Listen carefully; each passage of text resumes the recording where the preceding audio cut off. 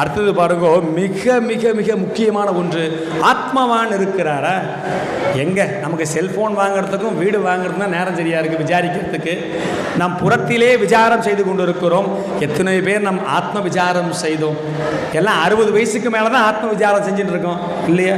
சிறு வயதிலே கோயிலுக்கு நின்னா வர முடியும், நிறைய தெம்பு இருக்கிறது, கோயிலுக்கு வருவோமா?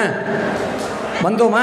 தொழில் எனக்கு முக்கியம், என் குடும்பத்தை காப்பாற்ற வேண்டும், எனக்கு இயலாமை வந்த பிறகு என்னால் நடக்கவே முடியல, அப்போ வர்றது, என் புள்ள கொண்டாந்து விடமாட்டேங்கிறான், அவன் கொண்டாந்து விடமாட்டேங்கிறான், அவனை பிடிச்சி வைக்கிறது.